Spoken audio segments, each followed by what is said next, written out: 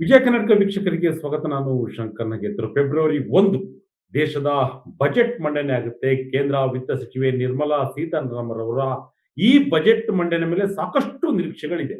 ಯಾವೆಲ್ಲ ಬದಲಾವಣೆಗಳಾಗಬಹುದು, ಅದರಲ್ಲೂ ಕೂಡ ಟ್ಯಾಕ್ಸ್ ವಿಚಾರಕ್ಕೆ ಸಂಬಂಧಪಟ್ಟಂತೆ ಏನಾದರೂ ಬದಲಾವಣೆಗಳಾಗಬಹುದಾ, ಸ್ಲ್ಯಾಬ್ಗಳೆಲ್ಲವೂ ಕೂಡ ಬಹಳಷ್ಟು ಕುತೂಹಲದಿಂದ ದೇಶದ ಜನರು ಕಾಯ್ತಾ ಇದ್ದಾರೆ. ಜೊತೆಗೆ ಯಾವೆಲ್ಲ ಬದಲಾವಣೆಗಳು ಜಾಗತಿಕ ಮಟ್ಟದಲ್ಲಿ ಆಗಬಹುದು, ಆರ್ಥಿಕವಾಗಿ ಯಾವುದೆಲ್ಲ ಚೇಂಜಸ್ಗಳಾಗಬಹುದು, ಇವೆಲ್ಲವೂ ಕೂಡ ಬಹಳಷ್ಟು ಕುತೂಹಲ ಇದೆ. ಕೃಷಿ ವಲಯಕ್ಕೆ, ವಾಣಿಜ್ಯ ವಲಯಕ್ಕೆ, ಕಾರ್ಮಿಕ ಕ್ಷೇತ್ರಕ್ಕೆ, ಅತಿ ಸಣ್ಣ ಕೈಗಾರಿಕೆಗಳು, ಗುಡಿ ಕೈಗಾರಿಕೆಗಳು, ಇವೆಲ್ಲವೂ ಕೂಡ ಯಾವ ರೀತಿಯಾಗಿ ಬದಲಾವಣೆಗಳಾಗಬಹುದು ಈ ಒಂದು ಆಯವ್ಯಯದಲ್ಲೂ ಕೂಡ ಬಹಳಷ್ಟು ಕುತೂಹಲದಿಂದ ಕಾಯ್ದಿದೆ. ಇದ್ರ ಬಗ್ಗೆ ನಿರೀಕ್ಷೆಗಳು ಏನೇನಿದೆ ಅನ್ನೋದು ಕೂಡ ಚರ್ಚೆ ಮಾಡ್ತಾ ಹೋಗೋಣ. ನಮ್ಮೊಂದಿಗೆ ಆರ್ಥಿಕ ಸಲಹೆಗಾರರಾಗಿರ್ತಕ್ಕಂಥ ರವೀಂದ್ರನಾಥ್ ಕೌಶಿಕ್ ಸರ್ ನಮ್ಮ ಜೊತೆ ಇದ್ದಾರೆ. ಸರ್ ನಮಸ್ತೆ, ಕಾರ್ಯಕ್ರಮಕ್ಕೆ ಸ್ವಾಗತ.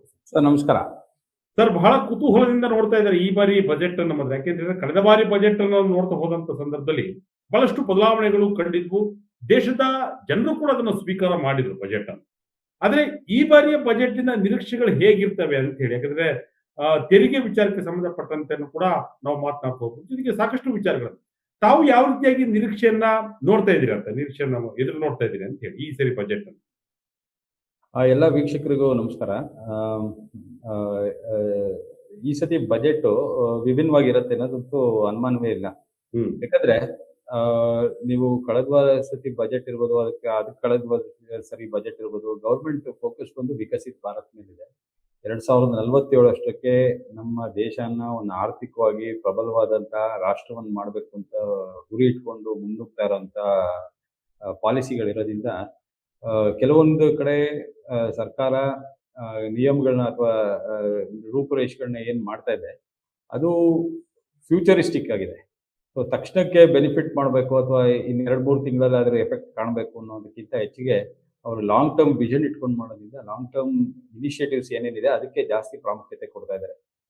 ಪಿಲ್ಲರ್ಸ್ಗಳಿರ್ಬೋದು, 5 ಪಿಲ್ಲರ್ಸ್ ಇರ್ಬೋದು, ಅಥವಾ ಲಾಸ್ಟ್ ಟೈಮ್ 8 ಸೆಕ್ಟರ್ಗಳಿಗೆ ಪ್ರಾಮುಖ್ಯತೆ ಕೊಟ್ಟಿದ್ದಿರ್ಬೋದು, ಅಥವಾ ಇತ್ತೀಚೆಗೆ ನಡೆದಂತ GST 2.0 ರಿಫಾರ್ಮ್ಸ್ ಏನಿದೆ ಅದಿರ್ಬೋದು, ಆಮೇಲೆ ಫಾರಿನ್ ಡೈರೆಕ್ಟ್ ಇನ್ವೆಸ್ಟ್ಮೆಂಟ್ಸ್ ಗಳಲ್ಲಿ ಆಗ್ತಾ ಇರೋ ಬದಲಾವಣೆ ಇರ್ಬೋದು, ಇಲ್ಲ ಟ್ರೇಡ್ ಅಗ್ರಿಮೆಂಟ್ಸ್. ಮೊನ್ನೆ ತಾನೇ ನೋಡಿದ್ರೆ ಯುರೋಪಿಯನ್ ಯೂನಿಯನ್ ಜೊತೆ ಹೊಸ ಒಂದು ದೊಡ್ಡ ಅಗ್ರಿಮೆಂಟ್ ಮಾಡಿದ್ದಾರೆ. ಸೊ ಈ ಜಿಯೋ ಪೊಲಿಟಿಕಲ್ ಸಿಚುಯೇಷನ್ಸ್ ಬದಲಾಗ್ತಾ ಇದೆ ಪ್ರಪಂಚದಲ್ಲಿ, ತುಂಬಾ ಬದಲಾವಣೆಗಳಾಗ್ತಾ ಇದೆ. ತುಂಬಾ ದೇಶಗಳು ಬೇರೆ ಬೇರೆ ಹೊಸ ಜಾಗತಿಕ ಆರ್ಥಿಕ ಮತ್ತೆ ಜಾಗತಿಕ ಒಪ್ಪಂದಗಳನ್ನ ಮಾಡ್ಕೊಂತ ಇದ್ದಾರೆ. ಸೊ ಹಂಗಾಗಿ ಭಾರತನು ಇತ್ತೀಚೆಗೆ ನೋಡಿರ್ಬೋದು, UAE ಪ್ರೆಸಿಡೆಂಟ್ ಬರೀ 3 ಅವರ್ ಮಾತ್ರ ಬಂದ್ಬಿಟ್ಟು ಹೋದ್ರು ಇಂಡಿಯಾಗೆ. 3 ಅವರ್ ಬಂದ್ಬಿಟ್ಟು ಒಂದು ಟ್ರೇಡ್ ನೆಗೋಸಿಯೇಷನ್ಸ್ ಮಾಡಿ ಅಷ್ಟು ಪ್ರಾಮುಖ್ಯತೆ ಆಗ್ಬಿಟ್ಟಿದೆ. ಈಗ ಎಷ್ಟು ಬೇಗ, ಎಷ್ಟು ಫಾಸ್ಟ್ ಆಗಿ ಚೇಂಜಸ್ ಆಗ್ತಾ ಇದೆ ಪ್ರಪಂಚ, ಅದಕ್ಕೆ ತಕ್ಕಾಗಿ ನಾವು ಹೊಂದ್ಕೋಬೇಕಾಗಿದೆ. ಹಂಗಾಗಿ ಈ ಸತಿ ಬಜೆಟ್ ಅಲ್ಲಿ ಸಾಕಷ್ಟು ಇನ್ಫ್ರಾಸ್ಟ್ರಕ್ಚರ್ ರಿಲೇಟೆಡ್ ಚೇಂಜಸ್ ನ ಕಾಣ್ಬೋದು ನಾವು. ಆಮೇಲೆ ಕೆಲವು ಒಂದು policy making changes, especially litigation management ಇರ್ಬೋದು, ಅಥವಾ ಕಾಂಪ್ಲಯನ್ಸ್ ರಿಲೇಟೆಡ್ ಮ್ಯಾನೇಜ್ಮೆಂಟ್ ಇರ್ಬೋದು. ಯಾಕಂದ್ರೆ ಯಾವುದೇ ಒಂದು ಫಾರಿನ್ ಕಂಪನಿಗಳು ಇಂಡಿಯಾಗೆ ಬರಬೇಕು ಅಥವಾ ಇಂಡಿಯಾ ಓಪನ್ ಆಗಬೇಕು ಪ್ರಪಂಚದ ಜೊತೆ ಬಿಸ್ನೆಸ್ ಮಾಡಕ್ಕೆ ಇದ್ರೆ, ನಮ್ಮಲ್ಲಿ ಇರುವಂತ ಕಾಂಪ್ಲಯನ್ಸ್ಗಳನ್ನ ನಾವು ಆದಷ್ಟು ಕಡಿಮೆ ಮಾಡ್ಕೊಂಡು ಹೋಗ್ಬೇಕು. ತುಂಬಾ ಕಾಂಪ್ಲಯನ್ಸು, ತುಂಬಾ ಇದನ್ನ ಪಾಲಿಸಿಗಳನ್ನ ಜಾಸ್ತಿ ಡ್ರೈವಿಂಗ್ ಫೋರ್ಸಸ್ ಅಲ್ಲಿ ಹಾಕ್ಬಿಟ್ರೆ ಅದೇನಾಗುತ್ತೆ, ನಮ್ಗೆ ರಿಸಲ್ಟ್ಸ್ ಬರೋದು ತುಂಬಾ ಲೇಟ್ ಆಗ್ಬಿಡುತ್ತೆ. ಸೊ ಹಂಗಾಗಿ ಈ ಸತಿ ಎಲ್ಲೋ ಒಂದ್ ಕಡೆ ಇಂಡಸ್ಟ್ರಿ ಎನ್ಕರೇಜ್ಮೆಂಟ್ ರಿಲೇಟೆಡ್ ಇರುತ್ತೆ. ಆಮೇಲೆ ಟ್ಯಾಕ್ಸ್ ಸ್ಟ್ರಕ್ಚರ್ಸ್ ಅಲ್ಲಿ ಸುಮಾರು ಬದಲಾವಣೆಗಳು ಮಾಡುವಂತ ಅವಕಾಶಗಳು ಕಡಿಮೆ ಆಗಿದೆ. ಒಂದು, ಯಾಕಂದ್ರೆ last year exemption limit up to 12 lakhs ಮಾಡಿರೋದ್ರಿಂದ ಈ ಸತಿ ಏನೋ ಸಣ್ಣ ಪುಟ್ಟ ಟ್ವೀಕ್ ಗಳು ಮಾಡ್ತಾರೆ. ಲೈಕ್ ಸ್ಟ್ಯಾಂಡರ್ಡ್ ಡಿಡಕ್ಷನ್ ಈಗ 50,000 ಇತ್ತು ಹಳೆ ರೆಜಿಮು, 75,000 ಹೊಸ ರೆಜಿಮ್ ಅಲ್ಲಿ ಇತ್ತು. ಅದನ್ನೊಂಚೂರು ಎನ್ಹಾನ್ಸ್ ಮಾಡ್ಬೋದು, ಇನ್ನೊಂದು 1 ಲಕ್ಷದವರೆಗೂ ಸ್ಟ್ಯಾಂಡರ್ಡ್ ಡಿಡಕ್ಷನ್ ಎಲ್ಲ ಸ್ಯಾಲರಿಡ್ ಮತ್ತೆ ಇಂಡಿವಿಜುವಲ್. ಯಾಕಂದ್ರೆ ಒಂದು ನಿಟ್ಟಿನಲ್ಲಿ GST 2.0 ರಿಫಾರ್ಮ್ ಸೆಪ್ಟೆಂಬರ್ ಇಂದ ಏನ್ ಬಂತು, ಇದ್ರಲ್ಲಿ ಕನ್ಸಂಪ್ಷನ್ ಜಾಸ್ತಿ ಆಗಿದೆ. ಸೊ ನೀವು ನೋಡ್ದಂಗೆನೆ ಲಾಸ್ಟ್ ಮಂತ್ ಅಲ್ಲಿ 1.95 lakh crores GST ಕಲೆಕ್ಷನ್ ಆಗಿದೆ. ಸೊ ಎಲ್ಲೋ ಒಂದ್ ಕಡೆ ಅದ್ರದ್ದು ಎಫೆಕ್ಟ್ ಕಾಣಿಸ್ತಾ ಇದೆ. ಆ ರಿಫಾರ್ಮ್ಸ್ ಮಾಡಿದ್ದು ಅದು ಏನಕ್ಕೆ ಮಾಡಿದ್ರು ಅನ್ನೋದು, ಅದ್ರ ಇಂಪ್ಯಾಕ್ಟ್ ಇರ್ಬೋದು, ಅದ್ರದ್ದು ರೆವಿನ್ಯೂ ಜನರೇಷನ್ ಕಡೆ ಅಂದ್ರೆ ಇಂಡೈರೆಕ್ಟ್ ಟ್ಯಾಕ್ಸ್ ಕಲೆಕ್ಷನ್ಸ್ ಜಾಸ್ತಿ ಆಗ್ತಾ ಇರೋದು ಎಲ್ಲೋ ನೋಡಿದ್ರೆ ಕನ್ಸಂಪ್ಷನ್ ಪ್ಯಾಟರ್ನ್ ಜಾಸ್ತಿ ಆಗ್ತಾ ಇದೆ. ಸೊ ಇವತ್ತಿನ ಕನ್ಸಂಪ್ಷನ್ ಜಾಸ್ತಿ ಆಗ್ಬೇಕು ಅಂದ್ರೆ ಒಂದು ಮಿಡಲ್ ಕ್ಲಾಸ್ಗೆ ಜಾಸ್ತಿ ಇನ್ಕಮ್ ಉಳ್ಕೊಳ್ಳೋಂಗ್ ಮಾಡ್ಬೇಕು ಕೈಯಲ್ಲಿ. ಅವ್ರು ಉಳ್ಕೊಳ್ಳೋಂಗ್ ಮಾಡ್ಬೇಕು ಅಂದ್ರೆ ನೀವು ಟ್ಯಾಕ್ಸಸ್ ಅಲ್ಲಿ ಸ್ವಲ್ಪ ರಾಷನಲೈಸೇಷನ್ ಮಾಡ್ಬೇಕಾಗತ್ತೆ. ಸೊ ಅದನ್ನ ಲಾಸ್ಟ್ ಇಯರ್ ಮಾಡಿದ್ದಾರೆ 12 lakhs. ಅದು ಇಂಪ್ಯಾಕ್ಟ್ ಇನ್ನೂ ಗೊತ್ತಾಗಿಲ್ಲ ನಮ್ಗೆ, ಯಾಕಂದ್ರೆ ಈ 31st March ಆದ್ಮೇಲೆ ಗೊತ್ತಾಗ್ತದೆ ಕಲೆಕ್ಷನ್ಸ್ ಮೇಲೆ ಏನಾಗುತ್ತೆ ಅಂತ. ಸೊ ಅದೊಂದಿದೆ. ಮಿಕ್ಕಿದ್ದು ಸುಮಾರು ಚೇಂಜಸ್ ಮಾಡ್ತಾರೆ ಅಂತ ಅನ್ಕೊಂತಾ ಇದೀವಿ. ಬಟ್ ತುಂಬಾ ಎಕ್ಸ್ಪೆಕ್ಟೇಷನ್ ಇನ್ಕಮ್ ಟ್ಯಾಕ್ಸ್ ಅಲ್ಲಿ ಇಟ್ಕೊಳ್ಳೋದು ನಮ್ಗೇನೋ ಅಷ್ಟು ಸರಿ ಇಲ್ಲ ಅಂತ ಅನ್ಸುತ್ತೆ. ತುಂಬಾ ಎಕ್ಸ್ಪೆಕ್ಟೇಷನ್ ಇರಲ್ಲ ಇನ್ಕಮ್ ಟ್ಯಾಕ್ಸ್ ಅಲ್ಲಿ. ಯಾಕೆಂದ್ರೆ ಕಳೆದ ಬಾರಿ ನೀವು ಹೇಳಿದ್ರಿ GST 2.2 ಅಲ್ಲೇ ಸಾಕಷ್ಟು ಸ್ಲ್ಯಾಬ್ಗಳನ್ನ ಬದಲಾವಣೆ ಮಾಡಿದ್ರು.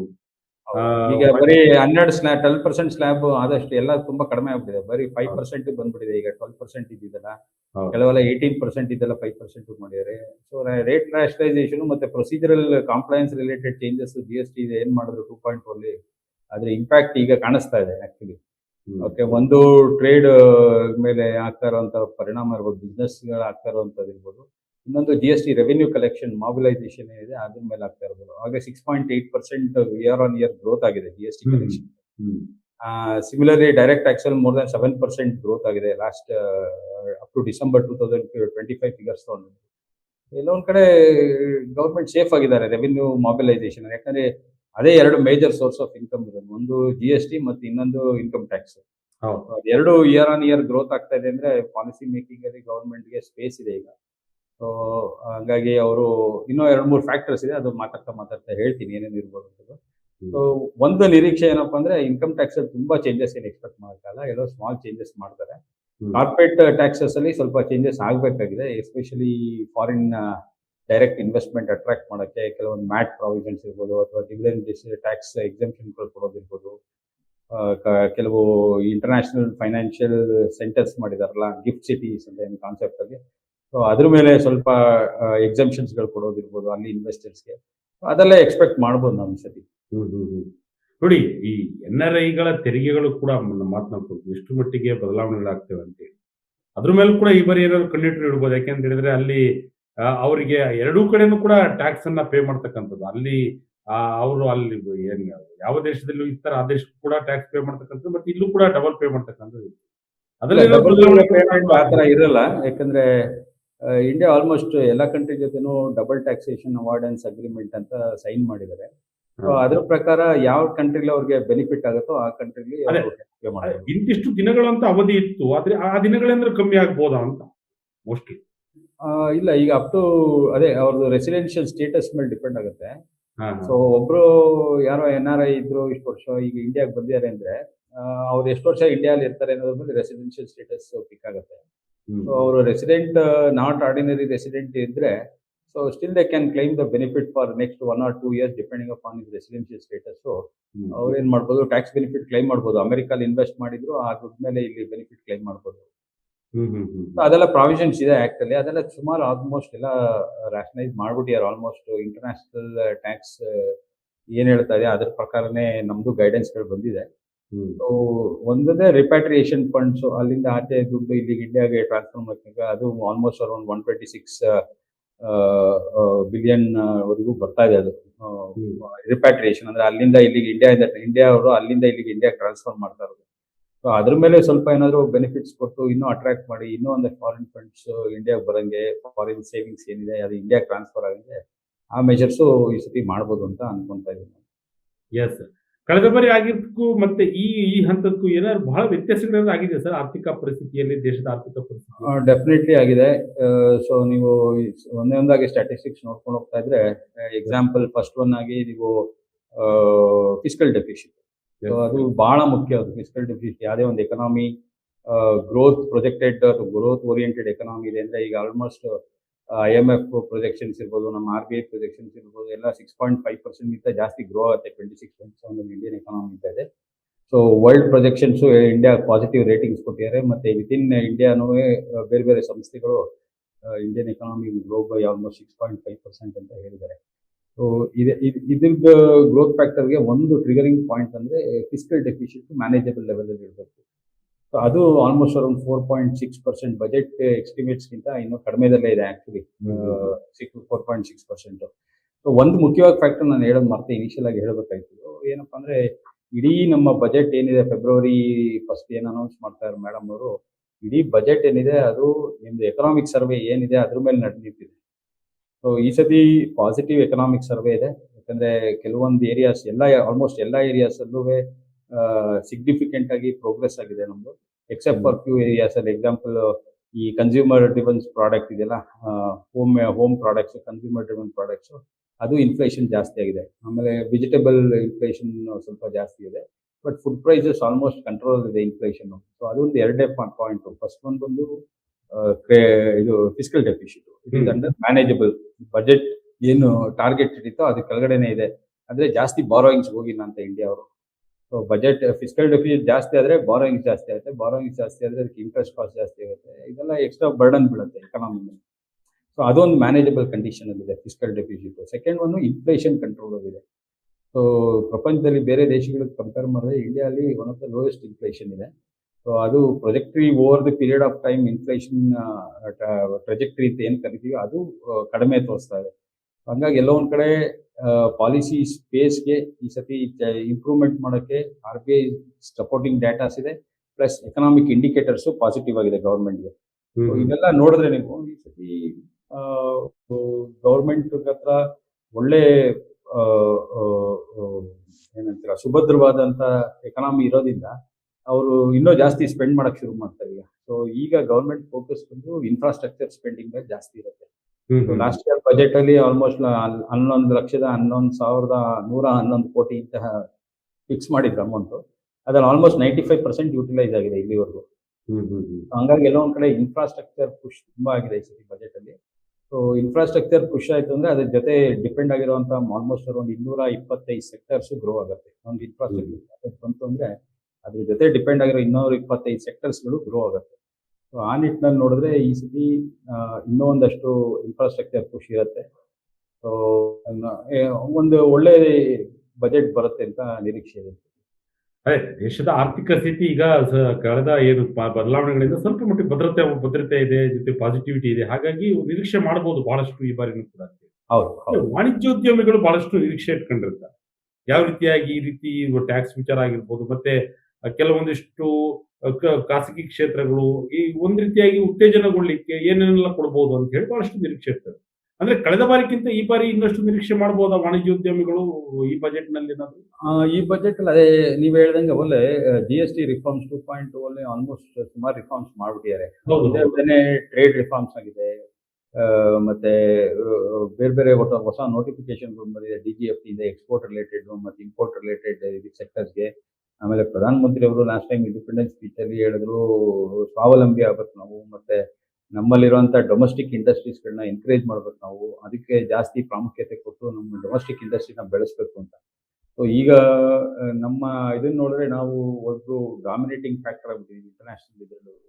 ಈಗಾಗಲೇ ನೋಡಿರ್ಬೇಕು ಟ್ರಂಪ್ ಅವರು ಟ್ಯಾರಿಫ್ ಮೆಜರ್ಸ್ ತರ್ತಾ ಇದ್ದಾರೆ ಇಂಡಿಯಾಗೆ ಅಂದಿದ ತಕ್ಷಣ ಇಂಡಿಯಾ ಅದಕ್ಕೆ ಎದುರಲಿಲ್ಲ. ಅವ್ನು ಹೋಗಿ ರಿಕ್ವೆಸ್ಟ್ ಮಾಡೋದಾಗ್ಲಿ, ಅವ್ನು ಕೇಳ್ಕೊಳ್ಳೋದಾಗ್ಲಿ ಏನು ಮಾಡ್ದೇನೆ ನಮ್ಮ ಡಿಪ್ಲೊಮ್ಯಾಟಿಕ್ ಆಗಿ ನಾವೇನ್ ಮಾಡ್ಬೇಕು ಅದನ್ನ ಮಾಡ್ತಾ ಇದೀವಿ ಆಲ್ರೆಡಿ. ಸೊ ಆ ನಿಟ್ಟಿನಲ್ಲಿ ನಾವು ಆಗಲೇ ಯುರೋಪಿಯನ್ ಯೂನಿಯನ್ ಜೊತೆ ಮಾತುಕತೆ ನಡೀತಾ ಇದೆ, ಆಮೇಲೆ GCC ಕಂಟ್ರೀಸ್ ಜೊತೆ ಮಾತುಕತೆ ನಡೀತಾ ಇದೆ, ಆಸಿಯಾನ್ ಕಂಟ್ರೀಸ್ ಜೊತೆ ಮಾತುಕತೆ ನಡೀತಾ ಇದೆ, ಆಫ್ರಿಕನ್ ಕಂಟ್ರೀಸ್ ಜೊತೆ ಮಾಡ್ತಾ ಇದೀವಿ, ಲ್ಯಾಟಿನ್ ಅಮೆರಿಕನ್ ಕಂಟ್ರೀಸ್ ಜೊತೆ ಇದೆ, ಮೆಕ್ಸಿಕೋ ಜೊತೆ ಇದೆ. ಈ ತರ ಎಲ್ಲಾ ಕಂಟ್ರೀಸ್ಗಳ ಜೊತೆನೂ ನಾವು ಆಗಲೇ ಅಮೆರಿಕಾನೇ ಒಂದು ದೊಡ್ಡ ಸಂಸ್ಥೆ ಕಂಟ್ರಿ ಅಂತ ನಂಬ್ಕೊಳ್ದೇನೆ ನಾವು ಬೇರೆಯವ್ರ ಜೊತೆನೂ ಇಂಡಸ್ಟ್ರಿಗಳನ್ನ ಬೆಳೆಸ್ಬೇಕು ಅನ್ನೋ ಉದ್ದೇಶದಲ್ಲಿ ಹೋಗ್ತಾ ಇದೀವಿ. ಸೊ ಎಲ್ಲ ಒಂದ್ ಕಡೆ ಸ್ವಾವಲಂಬಿಗಳಾಗಬೇಕು ನಾವು. ಒಂದು ವೋಕಲ್ ಟು ಲೋಕಲ್ ಅಂತ ಏನು ಅನೌನ್ಸ್ಮೆಂಟ್ ಮಾಡಿದ್ರು ಅದಕ್ಕೆ ಜಾಸ್ತಿ ಇಂಪಾರ್ಟೆನ್ಸ್ ಸಿಗ್ತಾ ಇದೆ ಈಗ. ಆಮೇಲೆ ಡೊಮೆಸ್ಟಿಕ್ ಕನ್ಸಂಪ್ಷನ್ ಜಾಸ್ತಿ ಆಗಿದೆ. ರೂರಲ್ ಎಕಾನಮಿ ಇವಾಗ ಅರ್ಬನ್ ಎಕಾನಮಿಗಿಂತ ಫಾಸ್ಟ್ ಆಗಿ ಬೆಳೀತಾ ಇದೆ. ಸೊ ಕನ್ಸಂಪ್ಷನ್ ಲೆವೆಲ್ ರೂರಲ್ ಎಕಾನಮಿಲಿ ಆಪರ್ಚುನಿಟೀಸ್ ಇರ್ಬೋದು, ಮತ್ತೆ ಅವ್ರು ಬಿಸ್ನೆಸ್ ಮಾಡುವಂತ ಇದಿರ್ಬೋದು, ಅವಕಾಶಗಳಿರ್ಬೋದು, ಇದೆಲ್ಲ ಜಾಸ್ತಿ ಆಗ್ತಾ ಇದೆ ರೂರಲ್ ಸೈಡ್ ಅಲ್ಲಿ. ಸೊ ಇವತ್ತು ನೀವು ಯಾವುದೇ ಸ್ಕೀಮ್ ತಗೊಳ್ಳಿ, PMEGP ಇರ್ಬೋದು ಅಥವಾ ಮುದ್ರಾ ಯೋಜನೆ ಇರ್ಬೋದು, ಇದೆಲ್ಲ ಜಾಸ್ತಿ ಬೆನಿಫಿಷರೀಸ್ ಇರೋದೇ ರೂರಲ್ ಏರಿಯಲ್ಲಿ, ಅರ್ಬನ್. ಹಂಗಾಗಿ ಎಲ್ಲೋ ಒಂದ್ ಕಡೆ ವಾಣಿಜ್ಯ ಕ್ಷೇತ್ರಗಳಿರ್ಬೋದು ಅಥವಾ ಸ್ಮಾಲ್ ಸ್ಕೇಲ್ ಇಂಡಸ್ಟ್ರೀಸ್ ಇರ್ಬೋದು, MSMEಗಳಿಗೆ ಉತ್ತೇಜನ ಕೊಟ್ಟರೆ ಇನ್ನಷ್ಟು ಭದ್ರತೆ ಆಗುತ್ತಂತ ಆರ್ಥಿಕ. ಹೌದು, ಅದೇ GST ರಿಫಾರ್ಮ್ಸ್ ಅಲ್ಲಿ ಅದನ್ನೇ ಜಾಸ್ತಿ ಮಾಡಿದ್ದು. ಆಮೇಲೆ ಕೆಲವು ಟ್ಯಾಕ್ಸ್ ರಿಫಾರ್ಮ್ಸ್ ಮಾಡಿದ್ದಾರೆ MSMEಗಳಿಗೆ. MSME ಆಕ್ಚುಲಿ ಅದನ್ನ ಬಿಟ್ಟು ಏನು ಮಾಡಕ್ಕೆ ಆಗಲ್ಲ. ಯಾಕಂದ್ರೆ 35% ನಮ್ಮ GDP ಕಾಂಟ್ರಿಬ್ಯೂಟ್ ಮಾಡ್ತಾ ಇರೋದು MSME ಸೆಕ್ಟರ್ಸ್. ಹಂಗಾಗಿ ಈಗ ಕ್ರೆಡಿಟ್ ಫ್ಲೋಸ್ ಜಾಸ್ತಿ ಆಗಿದೆ MSME ಸೆಕ್ಟರ್ಗೆ. ಮುಂಚೆ ತರ ಇರಲಿಲ್ಲ, ಈಗ ರೆಸ್ಟ್ರಿಕ್ಷನ್ಸ್ ಇಲ್ಲ. ಈಗ ಯಾವಾಗ ಲಾಸ್ಟ್ ಟೈಮ್ ಬಜೆಟ್ ಅಲ್ಲಿ ಅನೌನ್ಸ್ ಮಾಡಿದ್ರು, ಈಗ ಬ್ಯಾಂಕ್ಗಳೇ ಸ್ವಂತ ರೇಟಿಂಗ್ ಇದನ್ನ ಮಾಡ್ಬೋದು. ಅವರು don't depend only on credit rating agency score ಏನ್ ಕೊಡ್ತಾರೋ ಅದನ್ನೇ ಬೇಸ್ ಆಗಿ ಇಟ್ಕೊಂಡು ನೀವು ಫಂಡ್ ಮಾಡಬಾರ್ದು. ಸೊ ಇಂಡಿವಿಜುವಲ್ ಆಗಿ ನಿಮ್ಮ ಆಂತರಿಕ ಡಿಜಿಟಲ್ ಇನ್ಫಾರ್ಮೇಶನ್ಸ್ ಏನೇನಿದೆ ಆ ಕಂಪನಿ ಬಗ್ಗೆ ಅಥವಾ ಬಿಸ್ನೆಸ್ ಬಗ್ಗೆ ನೀವು ಅದನ್ನ ಸಮೀಕ್ಷೆ ಮಾಡ್ಬಿಟ್ಟು ನೀವೇ ಒಂದು ರೇಟಿಂಗ್ ಫಿಕ್ಸ್ ಮಾಡಿ ನೀವು ಆ ಬೇಸಿಸ್ ಅಲ್ಲಿ ಅವ್ರಿಗೆ ಫಂಡ್ಸ್ ಕೊಡಬೇಕು ಅಂತ ಹೇಳಿದ್ರು ಲಾಸ್ಟ್ ಟೈಮ್. ಅದು ತುಂಬಾ ಎಫೆಕ್ಟಿವ್ ಆಗಿ ವರ್ಕ್ ಆಗಿದೆ ಈಗ. ಹಂಗಾಗಿ ಎಲ್ಲೋ ಒಂದ್ ಕಡೆ MSME ಸೆಕ್ಟರ್ ಇಗ್ನೋರ್ ಮಾಡಂಗಿಲ್ಲ. ಯಾವ ಬಜೆಟ್ ಅಲ್ಲೂ ಮಾಡಕ್ಕಾಗಲ್ಲ, ಮಾಡೋದಿಲ್ಲ. MSME comes under both state ಮತ್ತು ಸೆಂಟರ್ ಎರಡರಲ್ಲೂ ಬರುತ್ತದು. ಹಂಗಾಗಿ ಸೆಂಟ್ರಲ್ ಬಜೆಟ್ ಅಲ್ಲೂ ಅಲೋಕೇಶನ್ಸ್ ಮಾಡ್ತಾರದಕ್ಕೆ, ಮತ್ತೆ ಸ್ಟೇಟ್ ಬಜೆಟ್ಸ್ ಅದೇ ಅಲೋಕೇಶನ್ಸ್ ಇದೆ. ಸರಿ, ಈ ಫೆಬ್ರವರಿ 1ನೇ ತಾರೀಕು ಬಜೆಟ್ ನನ್ನ ಪ್ರಕಾರವಾಗಿ ಇಡೀ ಸುತ್ತಮುತ್ತಲ ದೇಶಗಳು ಕೂಡ ಕಣ್ಣಿಟ್ಟು ನೋಡ್ತಾವ ಅಂತ. ಯಾಕೆಂತ ಹೇಳಿದ್ರೆ ಈ ಸುಂಕ ವಿಚಾರಕ್ಕೆ ಸಂಬಂಧಪಟ್ಟಂತೆ ನೀವು ಹೇಳಿರಿ, ಭಾರತ ದೇಶ ಈಗ ಯಾವುದೇ ದೇಶಗಳಲ್ಲೂ ಕೂಡ ಅವಲಂಬಿತರಾಗಿಲ್ಲ ದೇಶದ ಮೇಲೆ, ಅಮೆರಿಕದ ಮೇಲೆ ಅವಲಂಬಿತರಾಗಿಲ್ಲ. ಹಾಗಾಗಿ ಈ ಒಂದು ಬಜೆಟ್ ನನ್ನ ಪ್ರಕಾರವಾಗಿ ಬಹಳಷ್ಟು ಅಂತಾರಾಷ್ಟ್ರೀಯ ಮಟ್ಟದಲ್ಲಿ ಒಂದ್ ರೀತಿಯಾಗಿ ಎದುರು ನೋಡ್ತಾ ಇದಾರ ಅಂತ. ತಾವು ವಿಶ್ಲೇಷಕರಿಗೆ ತಾವು ಯಾವ ರೀತಿಯಾಗಿ ನೋಡ್ಬೋದು? ಡೆಫಿನೆಟ್ ಆಗಿ ಹೌದು. ಬಟ್ ಇದರಲ್ಲಿ ಏನಾಗಿದೆ ಅಂದ್ರೆ ಇವಾಗ ಗ್ಲೋಬಲ್ ಎಕಾನಮಿ ಅಂತ ಕರಿತೀವಿ. ವರ್ಲ್ಡೇ ಒಂದು ಪ್ಲಾಟ್ಫಾರ್ಮ್ ಇದೆ. ಮುಂಚೆ ಆದ್ರೆ ರಿಸ್ಟ್ರಿಕ್ಷನ್ಸ್ ಇತ್ತು ತುಂಬಾ. ಬರೀ ಡೊಮೆಸ್ಟಿಕ್ ಎಕಾನಮಿ ಇತ್ತು, ಡೊಮೆಸ್ಟಿಕ್ ರಿಲೇಟೆಡ್ ಇದಿತ್ತು, ಪ್ರೊಟೆಕ್ಷನ್ಸ್ಗಳು ಇತ್ತು, ಜಾಸ್ತಿ ಇತ್ತು. ಈಗೆಲ್ಲ ಫ್ರೀ ಎಕಾನಮಿ. ಈಗ ಯಾರು ಬೇಕಾದ್ರೂ ಯಾವ ದೇಶದಲ್ಲಿ ಬೇಕಾದ್ರೂ ಇನ್ವೆಸ್ಟ್ ಮಾಡ್ಬೋದು. ಫಾರಿನ್ ಡೈರೆಕ್ಟ್ ಇನ್ವೆಸ್ಟ್ಮೆಂಟ್ ಕ್ಯಾಪ್ಸ್ ತೆಗೆದುಬಿಟ್ಟಿದ್ದಾರೆ. ಈಗ ರಿಸ್ಟ್ರಿಕ್ಷನ್ಸ್ ಎಲ್ಲ ತೆಗೆದುಬಿಟ್ಟಿದ್ದಾರೆ. ಎಷ್ಟೋ ಸೆಕ್ಟರ್, ಡಿಫೆನ್ಸ್ ಅಂತ ಸೆಕ್ಟರ್ ಅಲ್ಲೇ ತೆಗೆದುಬಿಟ್ಟಿದ್ದಾರೆ. ಮುಂಚೆ ರಿಸ್ಟ್ರಿಕ್ಟೆಡ್ ಸೆಕ್ಟರ್ಗಳು ಇರ್ತಾವಲ್ಲ, ಈಗ ಅದೆಲ್ಲ ತೆಗೆದುಬಿಟ್ಟಿದ್ದಾರೆ. ಯಾಕಂದ್ರೆ ಎಕನಾಮಿ ಓಪನ್, ಎಲ್ಲಾ ದೇಶದ ಎಕನಾಮಿಗಳು ಓಪನ್ ಆಗಿದೆ. ಹಂಗಾಗಿ ಡೆಫಿನೆಟ್ ಆಗಿ ಇಲ್ಲಿ ಬಜೆಟ್ ಅನೌನ್ಸ್ ಆಗ್ತಾ ಇದೆ ಅಂದ್ರೆ ಇಡೀ ವರ್ಲ್ಡ್ ಮಾರ್ಕೆಟ್ ಅಲ್ಲೇ ಇಂಪ್ಯಾಕ್ಟ್ ನೋಡ್ಬೋದು. ಅದು ಎಸ್ಪೆಷಲಿ ನಮ್ಮಂತ one of the 4th largest economy ಅಲ್ವಾ ಪ್ರಪಂಚದಲ್ಲಿ ನಮ್ದು. ಹಂಗಾಗಿ ತುಂಬಾ ಜನ ಇನ್ವೆಸ್ಟರ್ಸ್ ಇಂಡಿಯಾದಲ್ಲಿ ಇನ್ವೆಸ್ಟ್ ಮಾಡಬೇಕು ಅಂತ ಇದ್ದಾರೆ. ಮತ್ತೆ ಪ್ರಾಸ್ಪೆಕ್ಟಿವ್ ಗ್ರೋತ್ ಇರುವಂತ ಇದು ಕಂಟ್ರಿ ಅಂದ್ರೆ ಇಂಡಿಯಾನೇ. ಯಾಕಂದ್ರೆ ಎಲ್ಲ ಇಂಟರ್ನ್ಯಾಷನಲ್ ಏಜೆನ್ಸೀಸ್, IMF ಇರ್ಬೋದು, ವರ್ಲ್ಡ್ ಬ್ಯಾಂಕ್ ಇರ್ಬೋದು, ಆಮೇಲೆ ವರ್ಲ್ಡ್ ರೇಟಿಂಗ್ ಏಜೆನ್ಸೀಸ್ ಇರ್ಬೋದು, ಎಲ್ಲರೂ ಒಂದು ಇಂಡಿಯಾನ ಪಾಸಿಟಿವ್ ಆಗಿ ತಗೊಂಡಿದ್ದಾರೆ. ಇಂಡಿಯಾದಲ್ಲಿ ಆಗ್ತಾ ಇರೋ ಬದಲಾವಣೆಗಳಿರ್ಬೋದು ಅಥವಾ ಇಂಡಿಯಾ ಬೆಳೀತಾ ಇರೋ ವೇಗ ಇರ್ಬೋದು, ಸೊ ಇದೆಲ್ಲ ಕಾಂಟ್ರಿಬ್ಯೂಟ್ ಮಾಡೋದ್ರಿಂದ ಡೆಫಿನೆಟ್ಲಿ ವರ್ಲ್ಡ್ ಮಾರ್ಕೆಟ್ಸ್ ಎಲ್ಲ ಇಂಡಿಯಾ ಬಜೆಟ್ ನ ಅತಿ ತೀಕ್ಷ್ಣವಾಗಿ ಗಮನಿಸ್ತಾ ಇರ್ತಾರೆ. ಏನೇನ್ ಆಗ್ತದೆ, ಏನೇನು ಅನೌನ್ಸ್ಮೆಂಟ್ ಮಾಡ್ತಾ ಇದ್ದಾರೆ, ಮತ್ತೆ ಏನೇನ್ ಪಾಲಿಸಿ ಚೇಂಜಸ್ ಮಾಡ್ತಾ ಇದ್ದಾರೆ ಎಕ್ಸ್ಪೋರ್ಟ್ಸ್ ಅಲ್ಲಿ ಇರ್ಬೋದು, ಅಥವಾ ಫಾರಿನ್ ಇನ್ಸ್ಟಿಟ್ಯೂಷನ್ ಇನ್ವೆಸ್ಟರ್ಸ್ ಅಲ್ಲಿ ಇರ್ಬೋದು, ಅಥವಾ stock market related investment changes ಇರ್ಬೋದು, ಬಂಡವಾಳ ಸಂಬಂಧಪಟ್ಟಂಗಿರ್ಬೋದು. ಡೆಫಿನೆಟ್ ಆಗಿ ಇಡೀ ಪ್ರಪಂಚ ವಿಶ್ವನೇ 1ನೇ ತಾರೀಕು ಫೆಬ್ರವರಿ ಅತಿ ಕುತೂಹಲದಿಂದ ಏನಾಗ್ಬೋದು, ಯಾವ ತರ ಮಾಡ್ಬೋದು ಅನ್ನೋದನ್ನ ನೋಡ್ತಾ ಇರ್ತಾರೆ. ಸರ್, ಉದ್ಯೋಗದಾತರು ಮೇನ್ ಆಗಿ ಉದ್ಯೋಗಿಗಳ ಮೇಲೆ ಇದು ಬಹಳಷ್ಟು ನೋಡ್ತಾ ಇರ್ತಾರೆ. ಯಾಕೆಂತ ಹೇಳಿದ್ರೆ ನಮ್ಮ ಹಣ, ಯಾಕೆಂದ್ರೆ ಜನಸಾಮಾನ್ಯ, ನೀವು ಹೇಳ್ತಾ ಇದ್ದೀರಿ ಈಗ ಜನಸಾಮಾನ್ಯರ ಮೇಲೆ ಎಫೆಕ್ಟ್ ಬೀಳ್ತಕ್ಕಂಥದ್ದು ಒಂದೊಂದು ರೂಪಾಯಿನೂ ಕೂಡ ಬಜೆಟ್ನೊಳಗೆ ಒಳಗೊಂಡಿರುತ್ತೆ.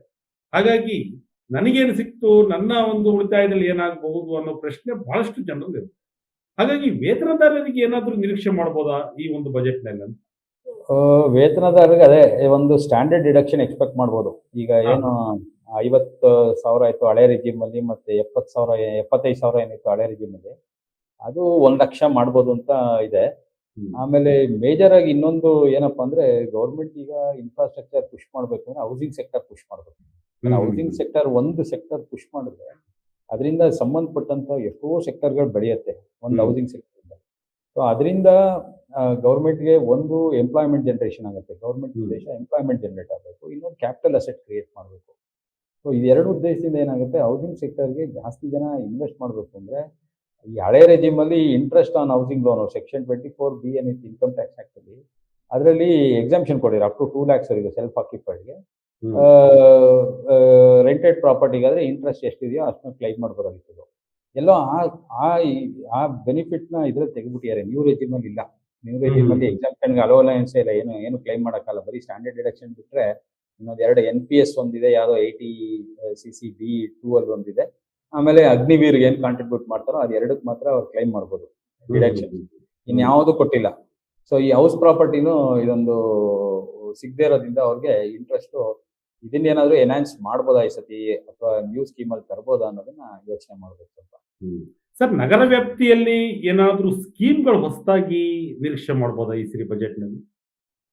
ಇನ್ಫ್ರಾಸ್ಟ್ರಕ್ಚರ್ ಪುಷ್ ಅಂತ ಹೇಳಿದ್ನಲ್ಲ, ಇನ್ಫ್ರಾಸ್ಟ್ರಕ್ಚರ್ ಪುಷ್ ಅಂದ್ಮೇಲೆ ಮಾಡೇ ಮಾಡ್ತಾರೆ.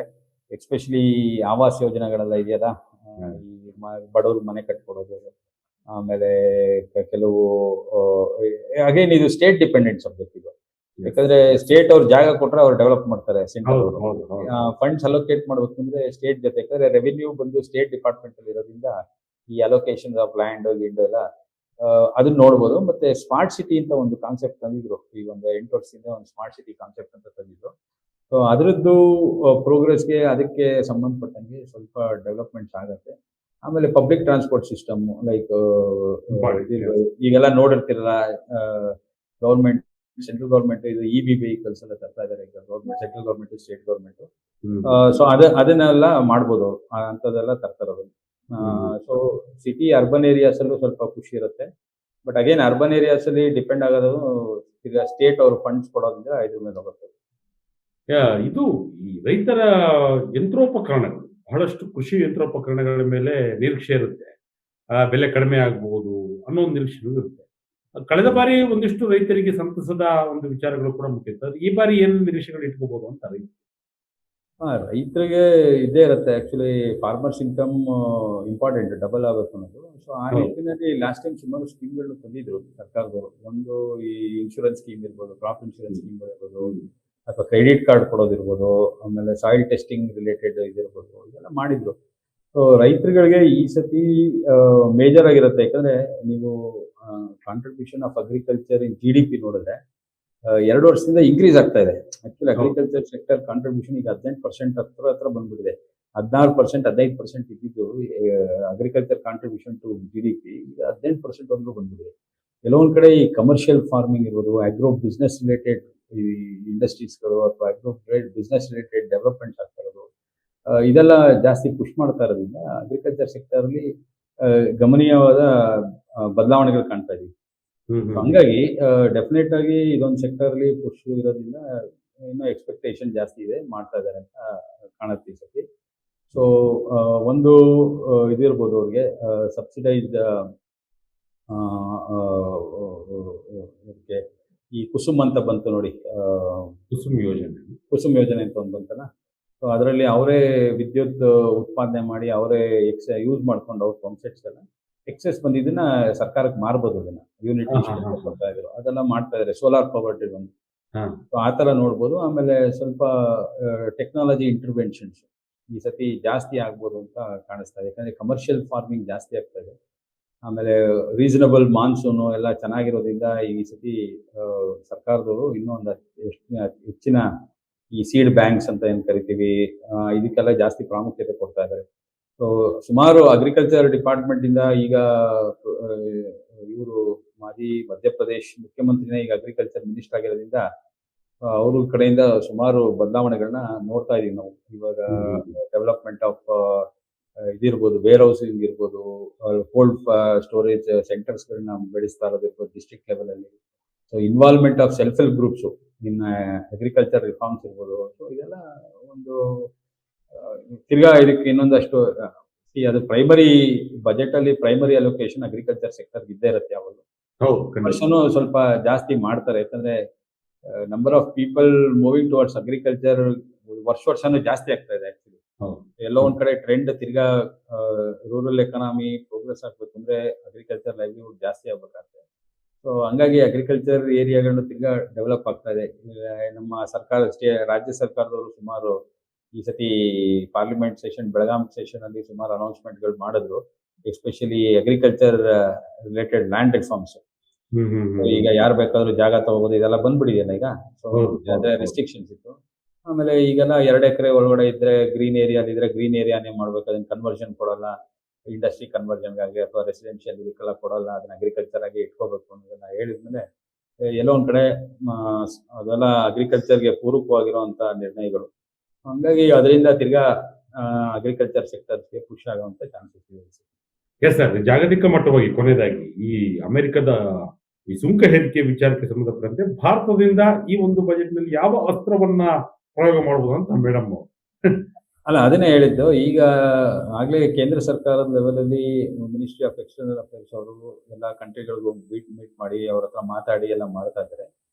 ಸೊ ಒಂದು ನಿಟ್ಟಿನಲ್ಲಿ ಇದು ಬರೀ ಅವತ್ತೆ ಹೇಳ್ದಂಗೆ, ನಾನು ಲಾಸ್ಟ್ ಟೈಮ್ ಹೇಳ್ದಂಗೆನೆ, ಈ ಟ್ರಂಪ್ ಬರೀ ಬೆದರಿಕೆ ಆಗಿದೆ ಅಷ್ಟೇನೆ. ಯಾಕಂದ್ರೆ ಅವ್ರಿಗೂ ಗೊತ್ತು ಇಂಟರ್ನಲ್ US ಎಕಾನಮಿ ತೊಂದರೆಲಿದೆ ಈಗ.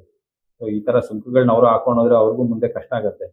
ಹಂಗಾಗಿ ನಾವು ಆಗಲೇ ನಮ್ಮ ಇಂಟರ್ನಲ್ ಎಕನಾಮಿ ಮತ್ತೆ ಮ್ಯಾಕ್ರೋ ಎಕನಾಮಿಕ್ ಫ್ಯಾಕ್ಟರ್ಸ್ ನಮ್ದು ಸ್ಟ್ರಾಂಗ್ ಆಗಿರೋದ್ರಿಂದ ನಮ್ದು ಕ್ರೆಡಿಟ್ ಗ್ರೋತ್ ಇರ್ಬೋದು ಅಥವಾ ಕಂಟ್ರೀಸ್ ಡೆಪ್ಟ್ ವರ್ಸಸ್ GDP ರೇಷಿಯೋ ಇರ್ಬೋದು, ಇಲ್ಲಾಂದ್ರೆ ನಮ್ಮಲ್ಲಿ ಟ್ಯಾಕ್ಸ್ ಮೊಬಿಲೈಸೇಷನ್ ಇರ್ಬೋದು, ಮತ್ತೆ ನಮ್ಮಲ್ಲಿರುವಂತ ಇನ್ಫ್ಲೇಷನ್ ಇರ್ಬೋದು, ಎಕನಾಮಿಕ್ ಗ್ರೋತ್ ಫ್ಯಾಕ್ಟರ್ಸ್ ಇರ್ಬೋದು, ಸೊ ಎಕ್ಸ್ಪೋರ್ಟ್ಸ್ ಇರ್ಬೋದು, ಕರೆಂಟ್ ಅಕೌಂಟ್ ಡಿಫಿಸಿಟ್ಸ್ ಇರ್ಬೋದು, ಫಾರಿನ್ ಎಕ್ಸ್ಚೇಂಜ್ ರಿಸರ್ವ್ಸ್ ಇರ್ಬೋದು, ಗೋಲ್ಡ್ ರಿಸರ್ವ್ಸ್ ಇರ್ಬೋದು, ಇದೆಲ್ಲ ಪಾಸಿಟಿವ್ ಆಗಿದೆ. ನಮ್ಗೇನು ತೊಂದರೆ ತಲೆ ಕೆಡಿಸ್ಕೋಬೇಕಾಗಿಲ್ಲ. ನಮ್ಗೆ ಒಂದು ರುಪಿ ಒಂದ್ ಸ್ವಲ್ಪ ವೇರಿಯೇಷನ್ ಆಗ್ತಾ ಇದೆ, 91 ಅಂಡ್ ಅಬೌವ್ ಹೋಗಿದೆ ಅಂದ ತಕ್ಷಣ ಎಲ್ಲ ಇದಾಗೋಯ್ತು ಅಂತ ಏನಲ್ಲ, ಅದು ಟ್ರಿಗರಿಂಗ್ ಫ್ಯಾಕ್ಟರ್ ಅಷ್ಟೇನೆ. ಬಟ್ ಅದರಿಂದ ಏನು ಇಂಟರ್ನಲ್ ಎಕನಾಮಿಕ್ ಗ್ರೋತ್ ಏನು ತೊಂದರೆ ಇಲ್ಲ ಈಗಿನ ಪರಿಸ್ಥಿತಿ ನಾವಿರೋ ಇದರಲ್ಲಿ. ಹಂಗಾಗಿ ಟ್ರಂಪ್ ಟ್ಯಾರಿಫ್ ಮೆಜರ್ಸ್ ಏನೇ ತಗೊಬಂದ್ರು ನಮ್ಮ ದೇಶದ ಆಂತರಿಕ ಮತ್ತೆ ನಮ್ಮ ಬೆಳವಣಿಗೆಯಲ್ಲಿ ಅದ್ರ ಮೇಲೆ ಏನು ಜಾಸ್ತಿ ಪರಿಣಾಮ ಬೀಳಲ್ಲ. ಏನಾದ್ರು ಇಂಪ್ಯಾಕ್ಟ್ ಆದ್ರೆ ಒಂದು 0.6 to 0.5% ಆನ್ GDP ಇಂಪ್ಯಾಕ್ಟ್ ಆಗ್ಬೋದು. ಎಸ್ ಸರ್, ನಾವು ನಿನ್ನೆ ಸದನದಲ್ಲಿ ಪ್ರದೀಪ್ ಈಶ್ವರ್ ಮಾತನಾಡ್ತಿರೋದು ಕೇಳ್ತೀವಿ, ತಾವು ಕೂಡ ಕೇಳಿರ್ತೀರಿ ಅನ್ಕೊಂಡಿದ್ದೀನಿ. ಈ ಇಲ್ಲ. ಬಿಗ್ ಬಾಸ್ ನಲ್ಲಿ ಗೆದ್ದ ಹಣವನ್ನು ಬಹುಮಾನವಾಗಿ ಪಡೆದಂತ, ಯಾವುದೇ ಶೋ ಆಗಿರ್ಲಿ ಬಹುಮಾನವಾಗಿ ಪಡೆದಂತ ಹಣ ಸಾಕಷ್ಟು 52% ಬರೀ ಟ್ಯಾಕ್ಸ್ ಆಗಿ ಕಟ್ಟಿ ಉಳಿದ ಹಣವನ್ನು ಮಾತ್ರ ಸ್ಪರ್ಧಿಗೆ ಸೇರುತ್ತೆ. ಟ್ಯಾಕ್ಸ್ ಇಷ್ಟೊಂದು ಜಾಸ್ತಿ ಆಗಿದೆ. ನಿಜವಾಗ್ಲೂ ಬಿಗ್ ಬಾಸ್ ಗೆದ್ದವರು ನಿರ್ಮಲಾ ಸೀತಾರಾಮನ್ ಅಂತೇಳಿ ಯಾವ ರೀತಿಯಾಗಿ ಆ ಒಂದು ಟ್ಯಾಕ್ಸ್ ಅದು ಹೆಂಗ್ ಹೇಳೋರು ಗೊತ್ತಿಲ್ಲ. ಆತ ಅಷ್ಟೊಂದು ರೇಟ್ ಇಲ್ಲ, 52% ನನಗೂ ಗೊತ್ತಿಲ್ಲ ಅದು ಹೆಂಗೆ ಅಂತ. ಅವ್ರನ್ನೇ ಕೇಳ್ಬೇಕದು. ಅದು ಇದೆ, ಇನ್ಕಮ್ ಫ್ರಮ್ ರೇಸಸ್ ಅದೆಲ್ಲ ಇದೆ. ಬಟ್ ಆಮೇಲೆ ಅದನ್ನ ಡಿಕ್ಲೇರ್ ಮಾಡ್ಬೇಕು. ಸೊ ಟ್ಯಾಕ್ಸ್ ಏನಕ್ಕೆ ಮಾಡ್ತಾರೆ, TDS ಏನಕ್ಕೆ ಮಾಡ್ತಾರೆ ಅಂದ್ರೆ, ಇನಿಷಿಯಲ್ TDS ಮಾಡೋದೇನಂದ್ರೆ ಡಿಕ್ಲೇರ್ ಮಾಡ್ಲಿ ಅವ್ರ ಮುಂದಕ್ಕೆ ಅಂತ. ಸೊ ಡಿಕ್ಲೇರ್ ಮಾಡಿದ್ರೆ ಮುಂದಕ್ಕೆ ಅದನ್ನ ಬೆನಿಫಿಟ್ ಏನಿದೆ ಅದನ್ನ ಕ್ಲೈಮ್ ಮಾಡ್ಬೋದು ಅವರು ಡಿಕ್ಲೇರ್ ಮಾಡೋದು. ಅದು ನನಗೆ ಗೊತ್ತಿಲ್ಲ 52% ಹೆಂಗಾಗತ್ತೆ ಅಂತ, ಅದನ್ನ ಅವ್ರನ್ನ ಕೇಳ್ಬೇಕು. Okay, thank you sir. ಮತ್ತೆ ಫೆಬ್ರವರಿ 1ಕ್ಕೆ ಭೇಟಿ ಆಗೋಣ, ಮತ್ತಷ್ಟು ವಿಚಾರಗಳನ್ನು ಚರ್ಚೆ ಮಾಡೋಣ. Thank you sir. ಇಷ್ಟೊತ್ತು ಫ್ರೀ ಬಜೆಟ್ ಬಗ್ಗೆ ಮಾತನಾಡ್ತಿದ್ದೇನೆ. Thank you sir. Thank you.